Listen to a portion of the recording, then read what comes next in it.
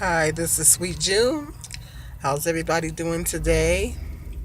Getting ready to go into the farm market here, and I got up, just got out of bed not long ago. Was tired, just was tired.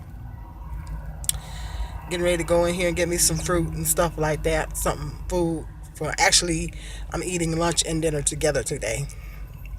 I'm gonna eat lunch and dinner together. Get ready for work tonight. Anyway, I was just thinking, do you guys have any driving pet peeves? Like what just gets on your nerves when you're driving? I mean, what just really what is your biggest pet peeve when you're driving? When you're driving, by the way, I'm back on the road now. Um thank God I'm back on the road. What a relief. But what is your pet peeve? What is the main thing when you're driving that really irritates you? And I was just marinating on that because I like to do car videos, and I couldn't think of what to talk about. I said, what should I talk about? Oh, I don't have anything to talk about. Then I thought about that.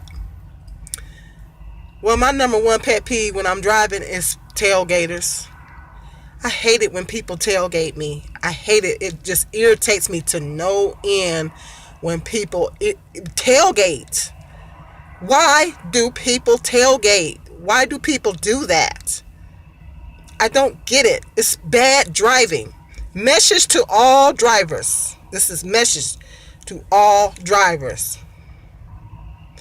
Tailgating is bad driving.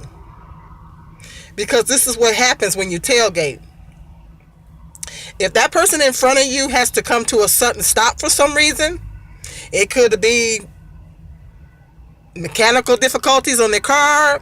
It could be a squirrel coming in the road. They want a small animal, cat, dog, and they want to stop. It could be a ball that rolled in the road, and everybody know it, as if you're a driver and you're an experienced driver, everybody knows that if a ball rolls in the road, you got to stop, because 9 times out of 10 it may be a child right behind that ball. So you don't want to hit the child. So you want to stop, and then you don't want to run over the ball because it can mess up your car. But anything could cause the person in front of you to stop. They could stop for any reason. And if that person has to come to a sudden stop for whatever reason, and you tailgating them and you hit them from behind, it is automatically your fault. It ain't their fault. It's your fault. So keep that in mind, drivers out here. When you drive, keep that in mind. If you are a tailgater, and I know you guys know who you are, if you don't, pay closer attention when you're driving. You are supposed to remain at least 2 car lengths away from the car in front of you. Considering if the road conditions are bad and it's wintertime, 3 car lengths away.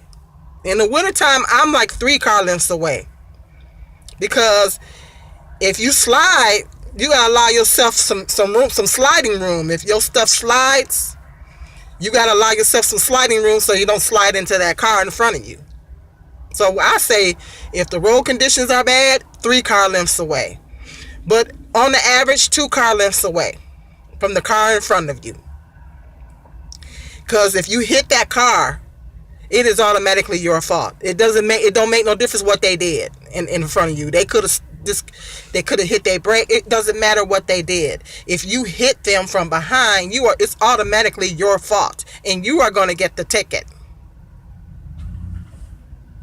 Because the cops is going to be looking at it like this. You ain't supposed to be that close to this car behind you. You weren't supposed to be tailgating in the first place. And you weren't supposed to be that close to the car behind you. Because everybody know when you take your driver's test, it asks you that. That's one of the questions on the driver's test. How many car lengths are you supposed to be away from the car in front of you? At least 2 car lengths away.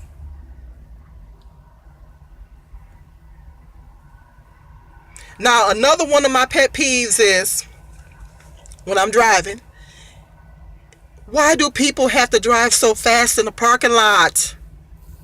That's what I was just looking at a few minutes, seconds ago. I'm sitting in the parking lot, and this guy is driving through here like he's on the highway. Seriously? There is clearly a sign posted in this parking lot that says 5 miles an hour.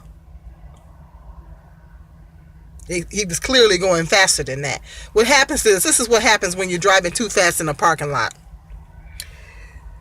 Anybody could be walking in that parking lot. A child or anybody could be walking in that parking lot. If you're driving fast, your response in a parking lot, more or less, your response time is not going to be like it would if you were on the street. And you could take the chance, and then that person can just come out of nowhere. In parking lots, people can just come out of nowhere. A child or anybody can just come out of nowhere, and you could hit that person if you're going too fast in a parking lot. Or somebody could be bagging out of a parking space. You could hit the person backing out of a parking space. Somebody could be coming around. I've been in parking lots where people were just coming around the bend, and if I was going too fast, I could have hit them. So that's another one of my pet peeves. I hate it when people drive really fast in parking lots. 5 miles an hour in a parking lot, people. That's it. 5 miles an hour. That's it. You're supposed to be going no more than 5 miles an hour in a parking lot. You're supposed to be looking at all sides and looking around you to see,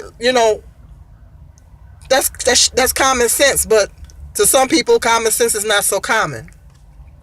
So let me know in the comment section, what are your driving pet peeves? Those are mine. Those are my two main ones. Let me know, sound off in the comment section. Let me know what your driving pet peeves are, what really irks you as a driver.